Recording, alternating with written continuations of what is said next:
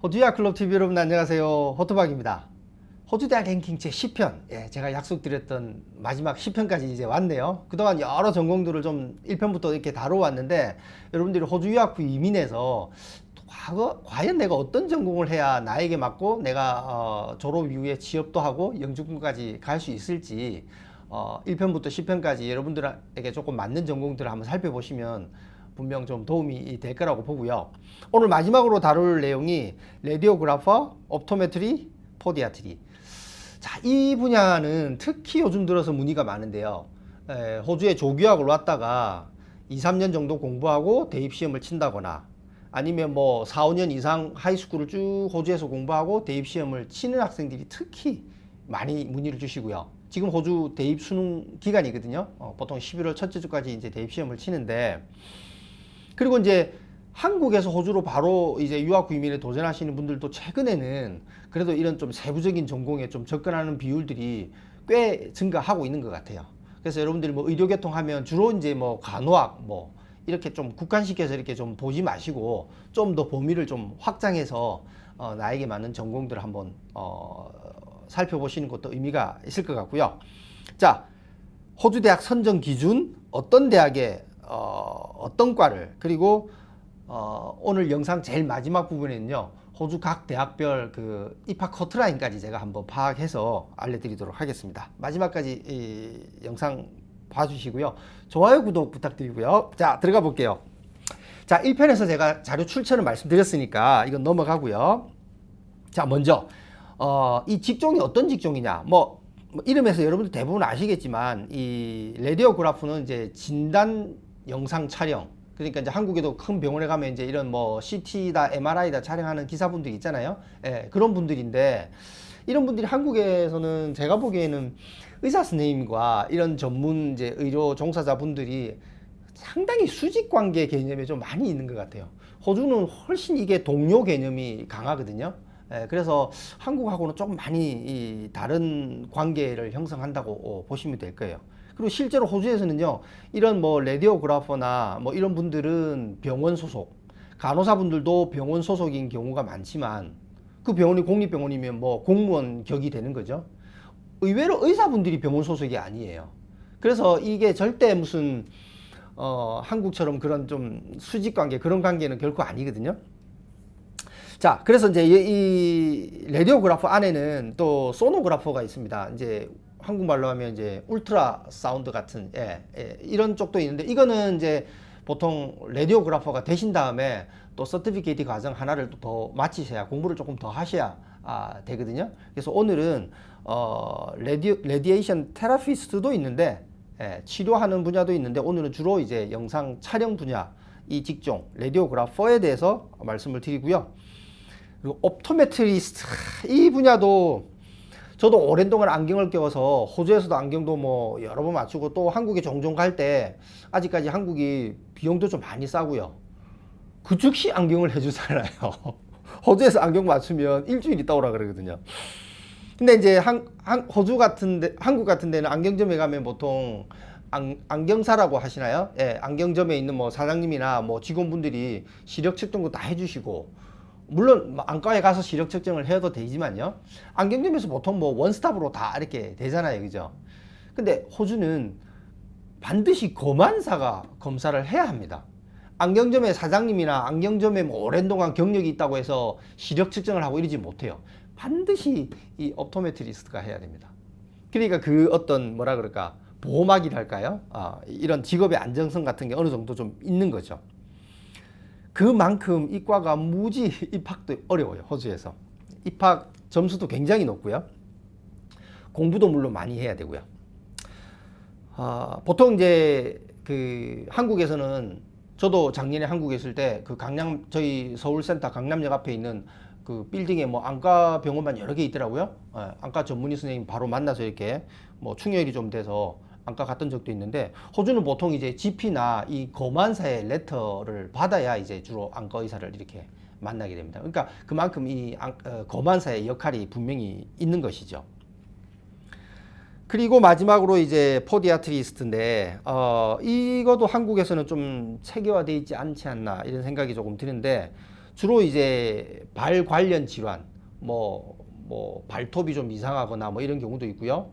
뭐 티눈도 있지만 뭐 또 당뇨나 이런 거 앓으시는 분들이 보통 발에 합병증이라 할까요? 질환들이 많이 오잖아요. 그래서 발 전문으로 이렇게 치료하시는데 간단한 뭐 수술 같은 것도 이렇게 째고 막 이렇게 뭐 깁고 하는 수술 같은 것도 이렇게 담당하시거든요.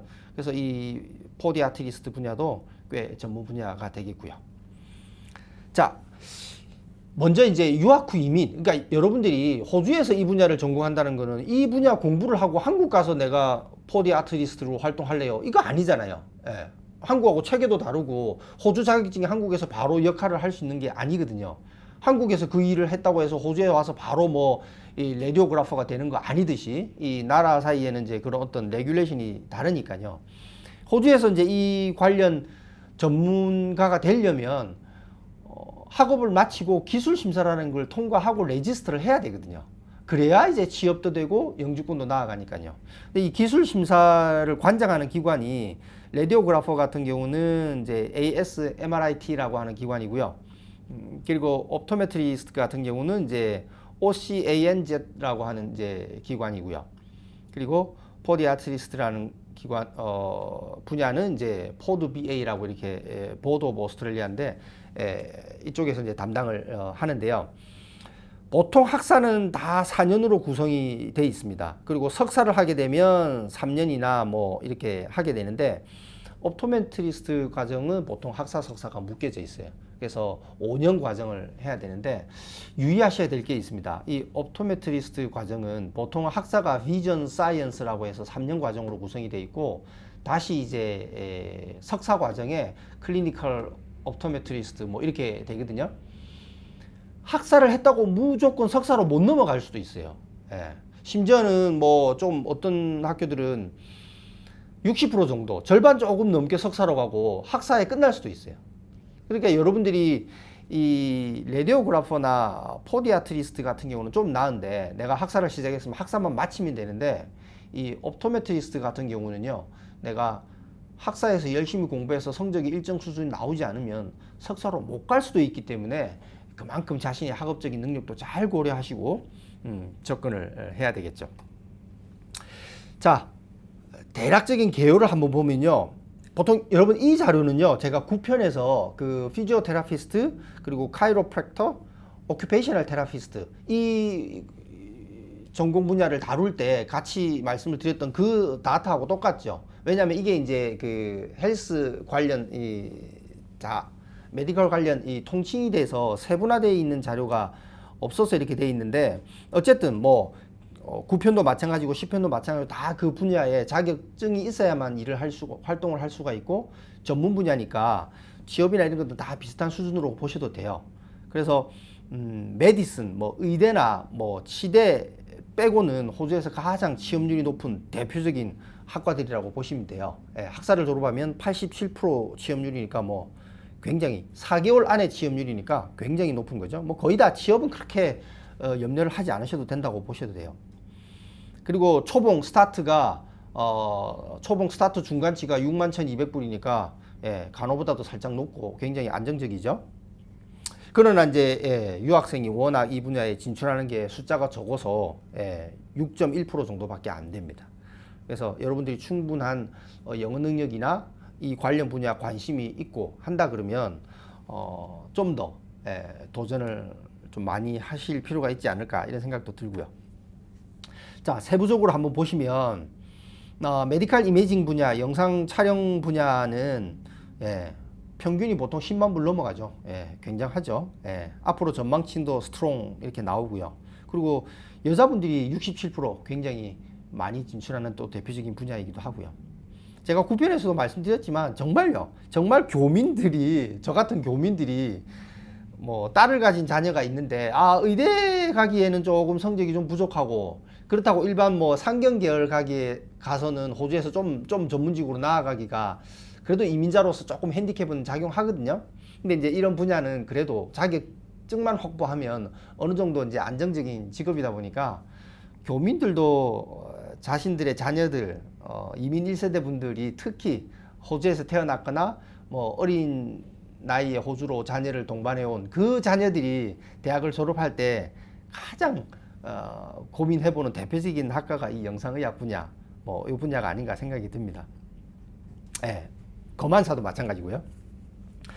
그리고 그 다음이 이 포디아트리스트 분야인데, 이 분야는 워낙 세부적으로 작은 분야라서 이 분야만 가지고 연봉이 이렇게 나와 있지는 않던데, 제가 다른 자료를 조금 서치를 해보니까 뭐 시드니, 멜번, 브리스번 같은 도시를 기준으로 본다 그러면 평균으로 보면 연봉 8만 불, 9만 불 사이는 다 들어가더라고요. 그래서 여전히 안정적인 연봉선이라고 보시면 되고요.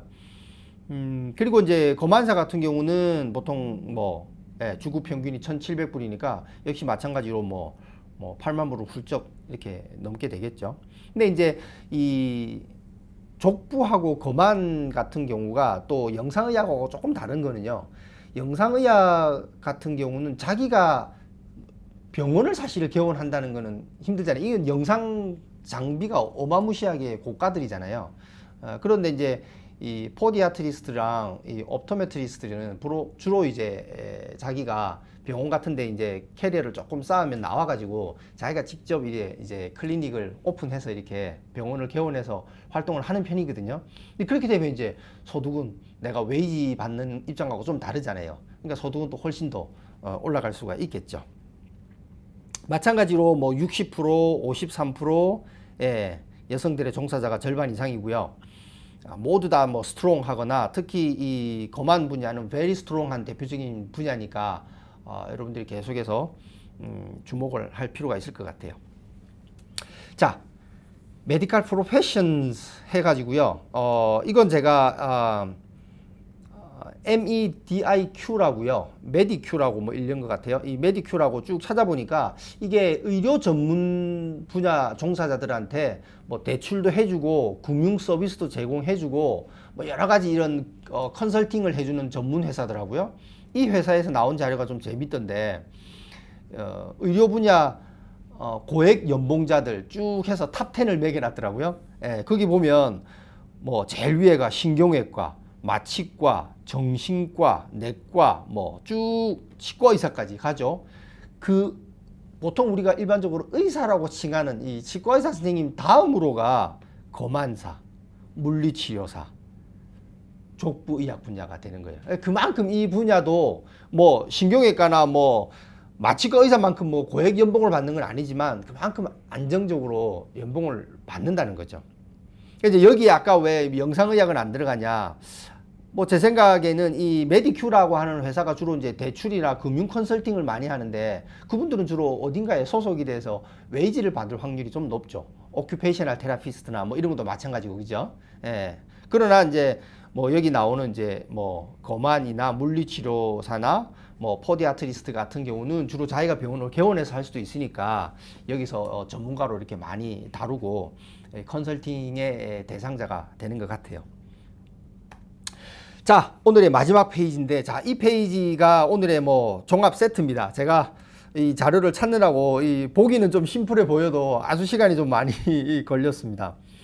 호주 대학 랭킹 제 10편인데 왜 랭킹은 없고 뭐 대학 이름만 쭉 나와 있냐 이렇게 말씀하실 수가 있는데, 사실 이 분야들은 워낙 전문 분야라서 랭킹이 큰 의미가 없을 것 같아요. 예를 들어서 영상의학은 유학생들이 입학할 수 없는 과정들, 석사과정 일부 빼고요. 나머지 하면 10개도 안 돼요. 그리고 족부의학 분야도 뭐 한 9개 정도 대학이 나오나요? 네, 석사과정 빼면 한 8개 되겠네요. 거만 같은 경우는 호주 전체를 통틀어서 6개 대학밖에 없고요. 그런데 또 어마무시하게 입학 점수가 높거든요. 그러니까 내가 뭐 랭킹을 따져서 뭐 내가 선별하기보다는 내가 입학이 가능하면 정말 다행이죠. 네. 가로 속에 있는 숫자가 에이타라고요. 이제 한국에 계신 분들은 조금 이제 생소하긴 할 텐데, 호주에 있는 이제 고3들 학생, 조교학을 와서 대입을 지금 앞두고 있는 고3들은 이제 다 알고 있죠. 호주 수능 지수라고 하죠. 이게 80점이면 호주 고3들 전체에서 탑 20%에 내가 속해 있다라고 보면 되고요. 99점이라고 하면 내가 탑 1%, 호주 고3 전체에서 내가 탑 1% 안에 들어가는 거예요. 자, 보십시오. 시드니 대학의 영상의학과 99입니다. 99가 있으면 입학이 보장되냐? 보장되는 것도 아니에요. 지원을 해봐야 돼요. 그 정도로 어마무시하게 입학 점수가 높다는 거예요. 왜 그럴까요? 네. 그만큼 이게 반증하는 거죠. 그만큼 직업의 안정성 뭐 이런 것들이 담보가 되는 거죠. 에이타 99점이면요, 저 지방에 있는 의대도 지원이 충분히 가능합니다. 뭐 시드니 안에 있는, 멜번 안에 있는 의대는 뭐 99점 가지고는 어렵죠. 99.95 만점에 거의 버금가야 되는데, 네, 어쨌든 영상의학의 시드니 대학이 99점인데 QUT, 브리스번에 있는 QUT도 역시 99점 가까이 되고요. 그래서 여러분들이 가끔은 이런 시드니, 멜번, 브리스번은 워낙 점수가 높으니까 나는 영상의학이 안 되나 보다 이렇게 생각할 수 있는데 그렇지 않습니다. 잘 보십시오. 이 틈새가 있어요. 찰스 더트 유닛 같은 경우는요 65점. 호주에서 사실은 에이타 70점이면 호주 전체 학생의 평균이거든요. 30점 이하부터는 점수를 표기하지 않고 다 30으로 분류를 하기 때문에 평균이 70으로 잡게 되거든요. 그러니까 평균보다 살짝 못 미쳐도 틈새가 존재한다는 거예요. 물론 65점이면 입학이 개런티 된다라는 표현은 아닙니다. 그러나 뭐 호주에서 대입 시험에 응시했다. 내가 유학생으로서 그래서 나름대로 좀 지난 1, 2년 동안 좀 열심히 했다라고 하면 적어도 에이타 70 이상은 다 나와요. 네. 그러면 정말 내가 영상의학의 뜻이 있다라고 하면 여전히 틈새가 있죠. 또 80점대를 가지고도 갈 수 있는 학교들이 꽤 있고요. 예. 그래서 포기하지 말고 좀 전문가에게 여러분들이 좀 의뢰를 하시면, 예. 그리고 또 이런 것들은 프리리퀴짓이라 그래서요. 대학마다 우리 과에 들어오려면 너가 하이스쿨에서 케미스트리는 마쳤어야 된다. 뭐 피직스는 마쳤어야 된다. 이런 이제 단서가 붙는 경우도 있는데 또 단서가 붙지 않는 대학도 있거든요. 예. 그래서 잘 한번 살펴보시면 충분히 틈새가 있다라고 보여지고요. 제일 오른쪽에 있는 거만도 정말 어마무시하게 높습니다. 예. 마찬가지로 QUT도 99점이고요. 예. UNSW, 시드니에 있는 UNSW도 뭐 99점으로 입학이 보장되지도 않습니다. 아들레이드에 있는 플린더스 대학이 그렇게 뭐 입학 성적이 높은 성적을 요구하는 대학도 아님에도 불구하고 96.3. 이건 뭐 아까 말씀드린 대로 대학이 뭐 6개밖에 없잖아요. 거기다가 멜번 대학은 거만사 등록하신 분이 이제 좀 더 심도 있는 공부를 하려고 가는 과정이니까 이걸 빼버리면 5개밖에 없잖아요. 없는 주도 있어요. 그러니까 그만큼 이제 희소 가치가 생길 수밖에 없죠. 그래서 이 도표를 여러분들이 잘 캡처하셔가지고요. 한국에서 수능을 보셨거나 아니면 여러분들이 그 왜 이제 뭐 미국 수능 점수 있잖아요. 미국 점수를 가지고 있거나 이런 분들은 그 점수를 가지고 호주 수능으로 환산해서 평가하는 점수 체계가 다 대학마다 갖추고 있거든요. 근데 그러니까 여러분들이 이제 하이스쿨을 졸업하셨고 성적이 내신 성적이 괜찮고 수능 성적이 괜찮다라고 하면 그 자료들만 보내주셔도 어느 대학 정도는 입학을 해도 충분히 되겠다라는 건 저희가 어느 정도는 판매를 할 수 있고요. 그리고 특히 뭐 말레이시아다 뭐 아니면 뭐 인도네시아다 뭐 필리핀이다 뭐 최근에는 중국 일본에서도 많이 문의를 하는데 그쪽에 조교학을 가 있는 뭐 주재원이나 뭐 이런 자녀들 있잖아요. 그런 자녀분들은 대부분 그 나라에 있는 국제학교를 많이 다니시잖아요. 그러면 뭐 IB 성적이 또 나올 수도 있고 그죠? 얼마든지 IB 성적으로 에이타를 환산하는 표가 있거든요. 그래서 충분히 지원이 되니까 좀 더 여러분들이 세부 전공을 좀 넓혀서 나에 맞는 전공 분야를 찾아보시는 게 필요하지 않나 이런 생각이 좀 듭니다. 자, 그래서 이제 레디오그래프하고 옵토메트리 그리고 포디아트리 이 분야를 여러분들이 선택할 때 몇 가지 이제 좀 종합해서 팁을 드리면 제가 9편에서 말씀드린 대로 피지오테라피스트, 오큐페이셔널 테라피스트 그리고 카이로프랙터 이 분야와 마찬가지로요. 이 레디오그래프하고 옵토메트리 그리고 포디아트리 이 분야는 철저하게 내가 적성이 맞는지를 잘 살피셔야 됩니다. 이런 전공들은 학업을 하다가 1년쯤 하다가 이거 아니구나 뭐 이렇게 해서 뭐 신체 뭐 해부학 같은 과목들 만나거나 뭐 이러면 정말 막 두 손 두 발 다 드는 경우가 있거든요. 그래서 철저하게 자기를 한번 살펴보셔야 되고요. 그리고 당연히 의료 분야니까 영어가 중요하고요. 그러나 이제 유학 후 이민에는 어떤 전공들보다는 좀 직업의 안정성 그리고 영주권까지 다다르는 길이 좀 이렇게 좀 세큐어하다고 이렇게 볼 수가 있죠. 그리고 마지막으로 에이타 점수가 낮아도 지역에 따라서는 충분히 입학이 가능한 곳이 있고요. 그리고 뭐 이런 전문 분야는 내가 시드니, 멜번, 브리스번에 있는 명문 대학을 나왔다고 해서 무슨 더 대단한 라디오그래퍼가 되고 지방 도시에 있는 대학에서 내가 나왔다라고 해서 내가 무슨 형편없는 라디오그래퍼가 되고 절대 그런 거 아닙니다. 호주에서는 라디오그래퍼냐 아니냐를 가지고 따지지 내가 어느 대학에 그과를 나왔냐 그렇게 중요한 이슈 아닙니다. 이 호주는 그 분야에 종사하시는 분들 다 이야기를 들어봐도 마찬가지 얘기를 하거든요. 그런데 유학생 여러분들은 이렇잖아요. 시드니에 사는 제 딸이 예를 들어서 뭐 라디오그래프 영상의학 관련 학과를 간다고 쳐요. 그럼 저는 시드니에 다 살고 있는데 제 딸이 뭐 시드니에 있는 뭐 99점이 안 나와가지고 못 갔어요. 그러면 제가 저기 시드니 대학 99점이 안 나오니까 제가 저기 시골에 있는 학교를 보내려면 저는 고민이 많죠. 집에서 그냥 학교를 통학할 수 있었었는데 거기 가서 기숙사 생활을 해야 되고 또 기숙사 비용을 내야 되고 또 여기는 완전 다른 도시니까요. 제가 차를 타고 한두 시간 달려가는 게 아니거든요. 비행기 타고 왔다 갔다 해야 될 정도니까 고민스럽죠. 그러나 유학생인 여러분은 뭐 부모님이 뭐 삼촌이 호주에 살고 있지 않는 이상은 여기 와도 뭐 내가 기숙사 생활을 하든 어쨌든 어코모데이션이 필요하고 뭐 저쪽 도시를 가도 마찬가지잖아요. 오히려 그런 지방 도시가요. 제가 늘 강조하지만 유학 후에는 점수상으로도 더 유리하고 학비도 저렴하고요. 절대 여러분들한테 불리한 여건이 아니거든요. 그래서 에이타 점수가 낮아도 충분히 살펴볼 수 있다. 입학 가능한 학교를 찾아볼 수 있다. 이렇게 보시면 되겠고요. 오늘 영상이 도움이 되셨기를 바라고요. 제가 10편까지 쭉 나눠놨는데 좀 세부적인 전공들이 좀 있긴 합니다. 뭐 의대도 있고 치대도 있고 뭐 이런 문의도 하셨었는데 여러분들은 아주 극소수에 해당하는 분들이기 때문에 그런 분들은 그런 자녀분들이나 혹은 여러분들이 당사자면 여러분들의 학업 이력, 성적 증명, 뭐 졸업 증명 이런 서류들을 뭐 실명 같은 거 가리셔도 상관없으니까 이메일로 이렇게 보내주시면 저희가 검토해서 어느 정도 여지가 있습니다, 없습니다 이렇게 말씀드리는 게 좀 더 합리적인 방법인 것 같아요. 감사합니다.